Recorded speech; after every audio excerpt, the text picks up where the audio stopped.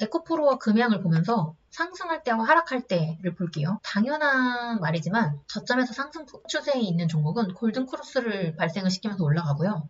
이미 많이 오른 고점 있죠. 에코프로와 금양은 이미 고점을 다 찍은 종목들이죠. 고점에서 이제 하락할 때는 당연히 데드크로스가 발생할 수밖에 없어요.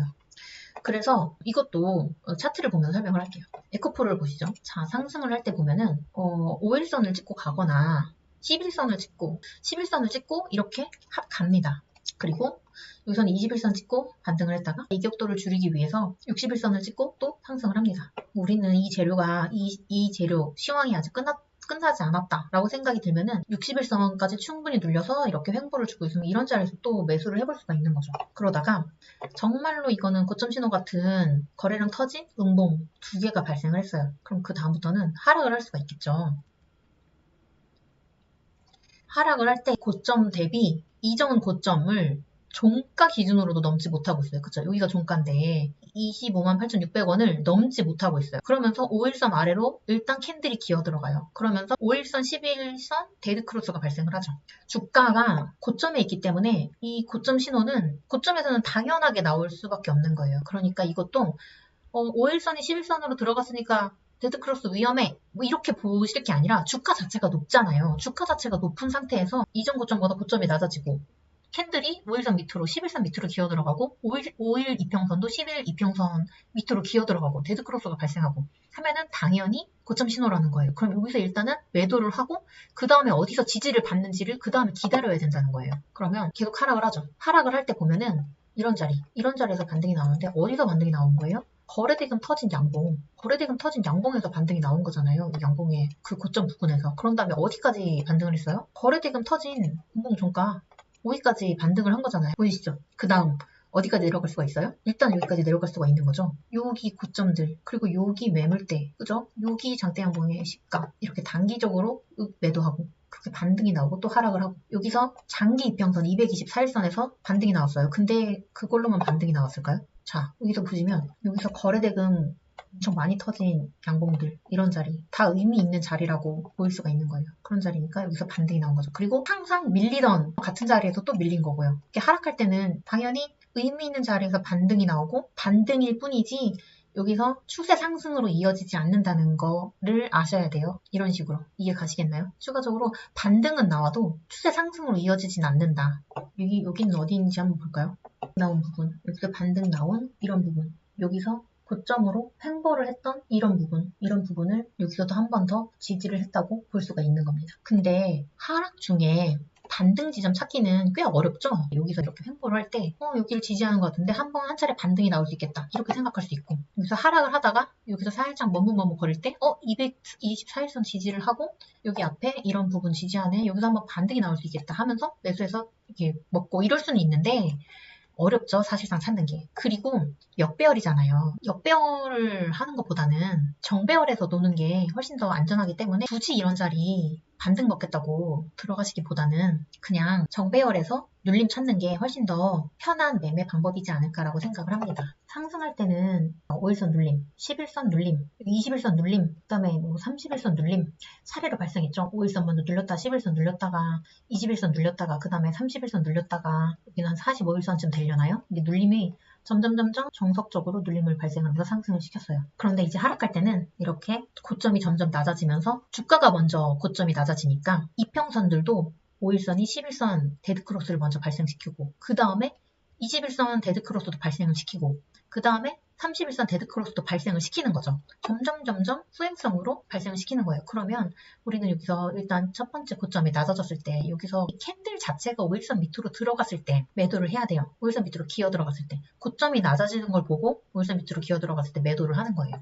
그럼 여기서는 이런 자리에서 한번 반등은 나온 거죠. 여기 어디예요? 반등은 나올 수 있죠. 급하게 빠졌으니까. 어디서 반등 나왔어요? 거래량 많은 캔들 고점 부분에서 반등이 나온 거죠. 그냥 근데 그래봤자 반등이에요. 그죠? 여기서도 반등은 나올 수 있었지만 60일선을 지지하고 반등은 나올 수 있었는데 첫 번째 장대 양봉 종가에서 반등이 나왔어요. 그쵸? 그 다음에 더 하락을 하는 거죠. 반등은 나올 수 있지만 여기서 한 차례 반등을 먹었으니까 뭐 추가적으로 매매는 안 할 것 같아요. 저는 그냥 일단은 한 121선 부분, 한 요 부분까지 일단은 기다려보는 거예요. 많이 캐는 여기 장대 양봉 시가라든지 요 고점 매물대라든지 여기까지 내려오지 않을까라고 일단 기다려보는 거예요.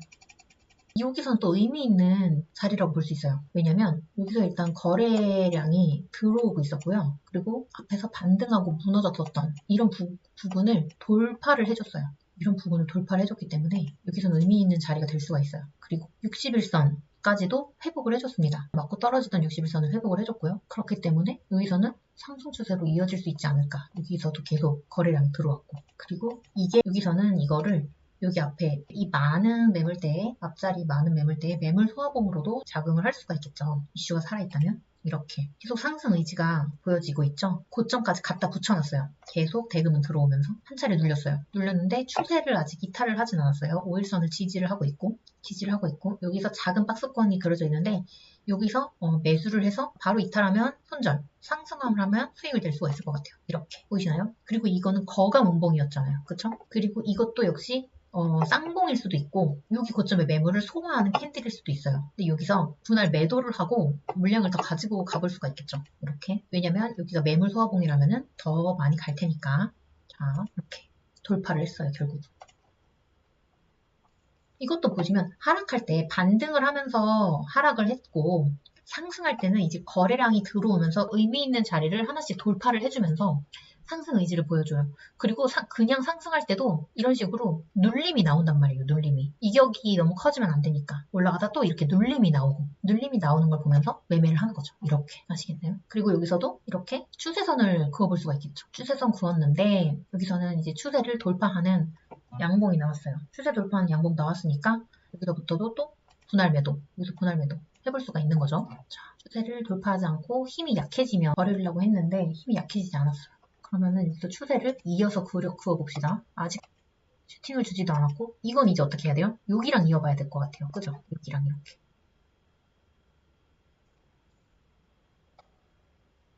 그러니까 이렇게 이어지겠네요. 이렇게. 또 추세가 돌파가 나왔어요.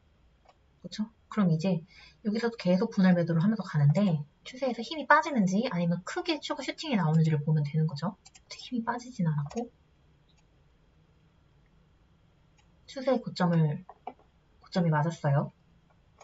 이제 조금 힘이 빠지고 있어요. 그러면은 요런 데서는 한번 매도를 해주는 게 좋아요. 여기서도 분할 매도는 해줬어야 됐고 여기 5일선 이탈할 때 혹은 11선 이탈할 때 이런 자리에서 매도 한번 또 해주는 게 좋겠죠. 그러면은 이렇게 크게 빠졌잖아요. 이렇게 크게 빠졌고 여기 장대항봉의 중가 정도 또 지지했으니까 이런 자리에서는 조금 추가 매수를 해주는 게 좋아요. 반등이 나올 수 있으니까. 그죠? 반등이 나왔을 때 여기서 추가 매수한 거를 매수한 분량만 여기서 또 잠깐 매도를 해주고 일단 장기적으로 추세가 완전 죽었는지 여기서는 판단을 하기 어려우니까 조금 더 가지고 가보는 거예요. 근데 여기서 또 무너졌어요. 저라면 이런 데서 어느 정도 많이 팔았을 것 같아요. 이런 데서 무너졌을 때, 이런 데 무너졌을 때 많이 팔았을 것 같아요. 5일선 깼을 때. 그럼 결과적으로 5일선을 회복하지 못하고 5일선이 저항선이 돼서 빠진다는 거니까 네, 이런 식으로 보시면 상승 추세에서 눌림 상승, 눌림 상승, 눌림 상승, 눌림 상승 이렇게 올라왔어요. 이 추세에 따라서 올라왔죠.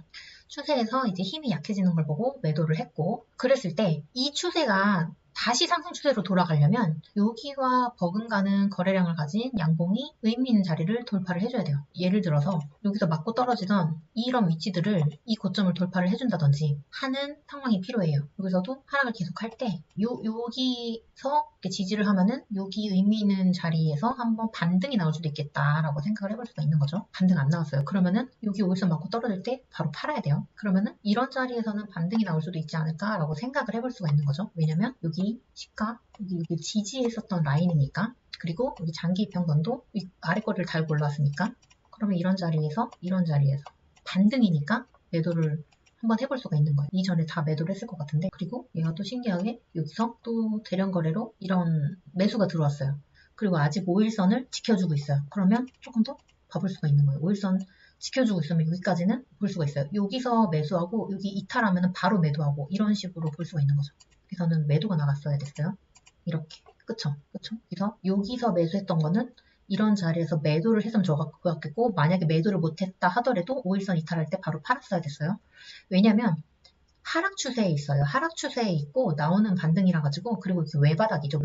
외바닥이니까 아주 안정감이 높지는 않아요. 그러니까 일단 리스크 관리는 해줘야 되는 거예요. 여기서는 네, 요쯤 되면은 이게 얘랑 쌍바닥으로도 볼 수가 있겠죠. 그러면 쌍바닥을 찍었다고 가정을 하면 요 5일선을 이탈하지 않는 한 또 조금 더 가져가 볼 수가 있겠죠. 그러면 여기 아까 말했죠. 요 의미 있는 자리를 돌파를 해줬어요. 그럼 돌파를 해줬으니까 조금 더 볼 수가 있어요. 그렇죠? 여기 의미 있는 자리를 돌파해줬으니까 좀 더 볼 수가 있어요. 그 다음 매물대는 한 요 정도가 될 수 있겠습니다. 그 매물대도 돌파를 해줬어요. 근데 여기가 여기 매물대를 소화를 한 걸 수도 있잖아요. 그러니까 여기서 이 쌍바닥을 확인하고 매수를 했었던 이런 자리에서 일부 매도를 하고 조금 더 지켜보는 거예요. 그러면 이 매물대를 소화하고 지지하고 추가 상승이 발생을 한 거죠.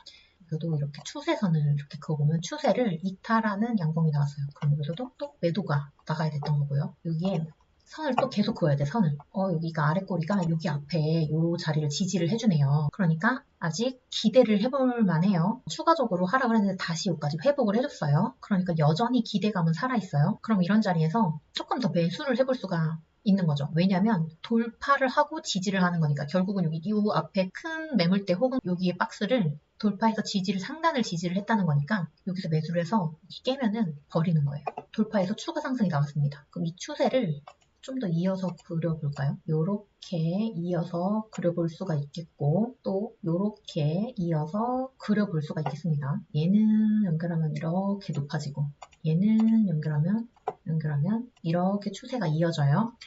얘를 두 가지로 그린 이유는 이게 하나의 파동 같아서 사실은 이 고점으로 이렇게 이어야 될 것 같았어요. 근데 점이 두 개가 아니기 때문에 일단은 그려본 거예요. 그리고 이렇게도 그릴 수가 있어요. 이 고점과 얘네들을 이렇게 그을 수가 있는 거죠. 그러면 얘를 이어서 그린 고점에 얘는 맞았고 얘와 얘 추세, 이 두 가지의 추세에서는 크게 벗어난 고점이 발생을 했어요. 그러면은 얘가 최종 고점이 될 확률이 되는 거죠.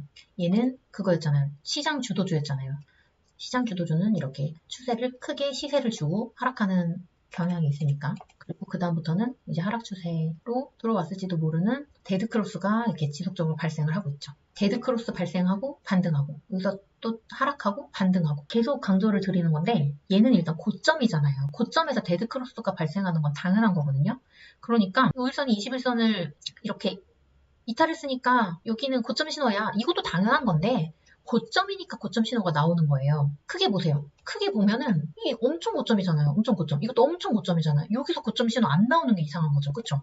그러니까 이평선 하나하나의 의미를 부여를 하시기보다는 고점에서는 그냥 조심하는 게 당연하다는 거예요. 고점에서 이탈했다고 여기서 물량을 진짜 조금 가지고 있어야 되는 게 맞잖아요. 여기서 매수를 할 수는 없는 거잖아요. 여기서 매수하면 바보죠. 그러니까 주가를 먼저 봐야 돼요. 이게 저점이냐 고점이냐, 저점이냐 고점이냐, 저점이냐 고점이냐. 저점은 이격이 작죠. 이평이 수렴이 되어 있고 이격이 작아요.